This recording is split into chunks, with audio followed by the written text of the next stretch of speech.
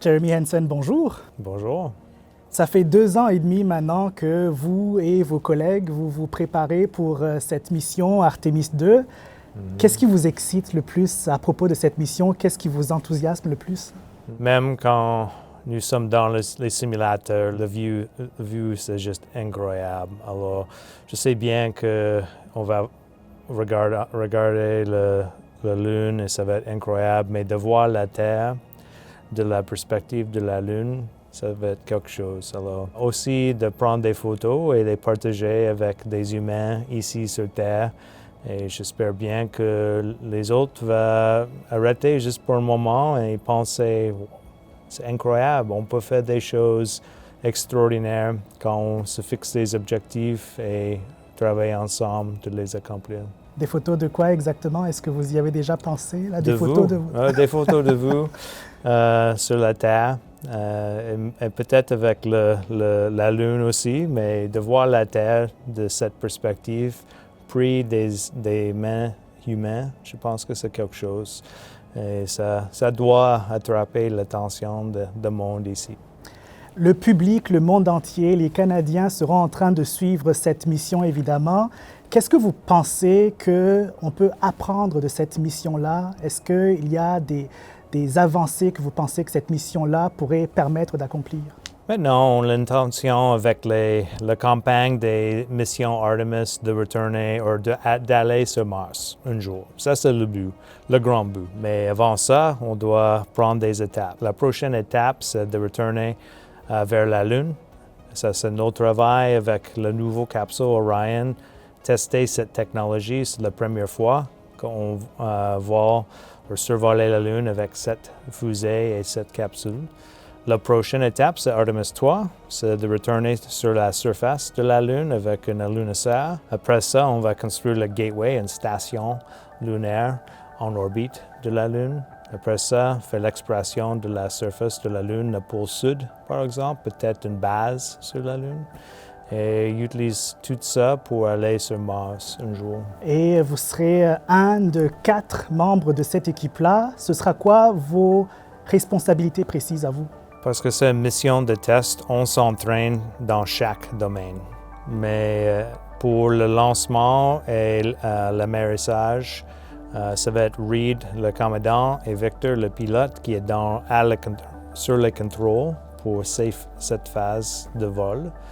Mais au lieu de ça, on est dans l'espace, on est dans microgravité, on enlève les sièges et on partage chaque partie de la mission et on fait une rotation. On va tous voler, piloter la capsule, on va tous faire la maintenance sur la toilette par exemple, on va tous prendre les photos des observations de la Lune.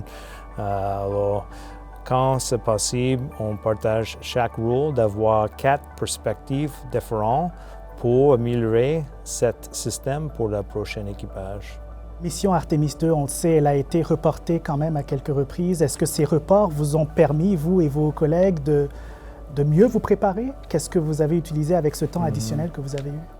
Oui, je pense que c'est vrai. On est mieux préparé maintenant parce qu'on n'avait plus de temps. Mais à l'autre côté, parce que c'est une mission de test, des choses arrivent à la fin. Par exemple, le logiciel, la dernière version du logiciel vient juste d'arriver. Parce qu'on a fait des changements, on a trouvé des choses, on fait des changements, alors on doit répéter les tests encore. Alors on va être occupé jusqu'à la fin, jusqu'au lancement, mais c'est normal. Quand le système est prêt, on va aller. Ça vous fait quoi d'être le premier Canadien à aller en orbite autour de la Lune? C'est quelque chose d'extraordinaire. Plus que pour moi, c'est pour le pays. Le Canada va être le 2e pays au monde à envoyer un humain dans l'espace lointain. Ça veut dire qu'on a des innovations extraordinaires.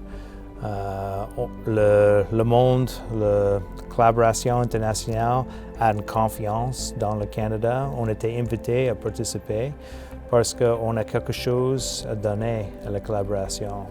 Et selon moi, c'est spécial, c'est incroyable. Et je vois que les Canadiens sont fiers de notre capacité dans l'espace. Et c'est parce qu'on a eu des objectifs pendant des décennies, des milliers de personnes qui ont travaillé fort pour apprendre comment utiliser l'espace pour améliorer nos vies ici sur Terre, mais aussi créer des solutions comme les bras robotiques, des systèmes de satellites, etc. Alors moi, je suis tellement fier de le Canada et si on peut survoler la Lune avec un Canadien dans 2026, juste imaginez qu'est-ce qu'on peut faire à la prochaine. C'est quand même quelque chose de gros que vous allez accomplir. Vous, si on fait un recul dans le temps, est-ce que ça a été un rêve de devenir astronaute? Quand est-ce que vous vous êtes dit, voici un objectif que je vais vraiment essayer d'atteindre un jour? Je me souviens bien, comme un jeune Canadien, j'ai vu des images des humains sur la Lune. Et de ce temps-là, j'ai changé ma cabine dans l'arbre entre une fusée. J'ai fait l'exploration de l'espace dans mon imagination. Et j'ai fait une chose importante, je l'ai partagé avec mes parents, mes professeurs, l'autre personne. Et quand je regarde en passé, c'est évident qu'il m'a aidé. Il l'a utilisé pour m'encourager à essayer des choses comme les cadets de l'air, joindre les forces canadiennes, comme pilote avec l'Aviation royale du Canada. Et maintenant, ça va être un vrai rêve pour moi, survoler la Lune l'année prochaine. Comment on se sent justement quand on accomplit, quand on réalise un rêve? J'ai le sens d'être chanceux un peu. Chanceux que j'avais des personnes qui m'encourageaient. Et il y avait plein des fois que moi, j'ai perdu la confiance que c'est possible, mais c'était les autres qui m'ont encouragé à continuer, m'a poussé. Et maintenant, aussi, à l'autre côté, c'est juste beaucoup de travail et je suis fixé sur l'objectif de faire un bon travail sur la mission. Je m'entraîne fort avec l'équipage, pas juste nos quatre, mais aussi les astronautes de relève, André et Jenny Gibbons de l'Agence spatiale canadienne, la grande équipe de Mission Control à Houston. C'est vraiment le travail sérieux. Alors oui, je suis heureux. C'est quelque chose de fun pour moi, mais aussi vraiment sérieux. Je vais vous montrer une photo. Ouais. Ça, c'est le jeune Jeremy Hansen. Ouais. On m'a dit que c'était en 1982, donc vous étiez très, très jeune. Ouais. Quand vous regardez...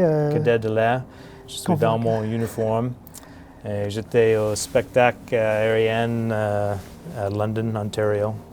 Quand vous regardez cette photo, comment vous vous sentez? Qu'est-ce que vous sentez un peu quand vous voyez ce jeune Jeremy Hansen? Yeah, comme j'avais dit, chanceux d'avoir des opportunités comme ça, imaginer moi-même comme un pilote de chasse.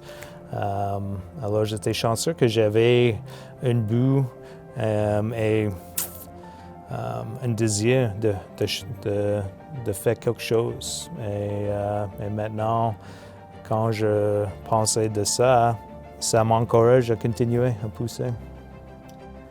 Ça a été un rêve pour vous de devenir astronaute un jour. Il y a des jeunes, surtout en ce moment où vous êtes très visible, qui sont en train de voir comment vous évoluez. Des jeunes de votre région natale aussi, dans le sud-ouest de l'Ontario, qui rêvent peut-être d'un jour devenir astronaute aussi. Qu'est-ce que vous avez à leur dire? C'est vraiment important dans nos vies, n'importe qui. Fixer les objectifs. Ça, ce n'est pas important que c'est un objectif d'un travail, ça peut être juste un petit objectif, mais tout le temps dans la vie, fixer des objectifs et les partager avec les autres. Et les autres vont vous aider de les accomplir. Vous l'aviez dit un peu plus tôt, Artemis III, il y aura un alunissage. Mars, là, quand est-ce qu'on peut s'attendre à une mission humaine sur Mars, vous pensez? Selon moi, j'ai confiance que je vais voir des humains marcher sur la surface de Mars dans ma vie.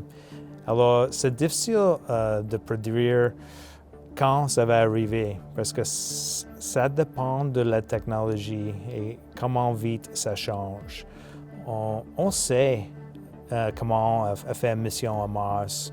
Avec la technologie d'aujourd'hui, ça va prendre 6 à 8 mois d'aller à Mars et tu dois rester là pendant un autre an et demi et retourner un autre 6 à 8 mois. Ça, c'est une mission longue. Ça prend beaucoup de logistique de le faire. Ça va coûter cher.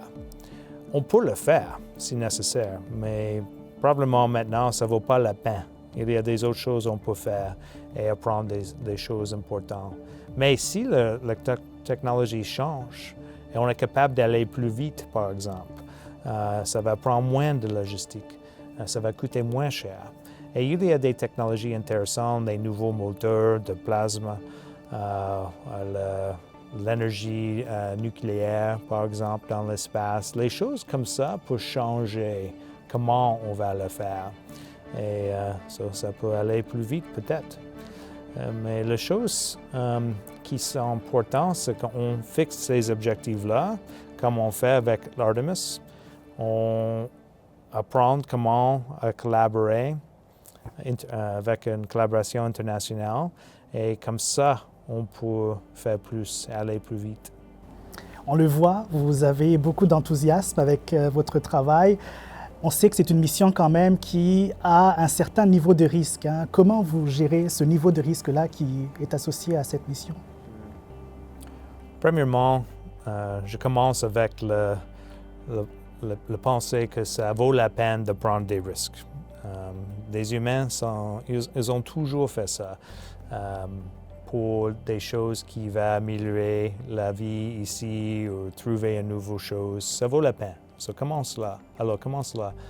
Mais après ça, nous sommes intelligents avec le risque. On décide quand c'est un risque, on peut régler ou réduire. On utilise des systèmes secondaires quand on a un système critical. Et à la fin de la journée, j'ai une grande confiance dans l'équipe qu'on peut régler la plupart des problèmes dans l'espace. On va travailler ensemble comme un équipage, mais aussi avec Mission Control à Houston.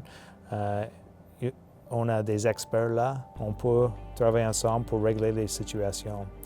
Mais à la fin de la journée, c'est possible qu'on peut avoir une perte d'équipage avec une mission comme Artemis II. Et si ça arrive, c'est juste important qu'on continue. On construit la prochaine fusée avec des leçons d'Artemis II. Et on va avoir, je suis absolument certain, un autre 4 astronautes qui vont aller. Et on y va. Jeremy Hansen, merci. De rien.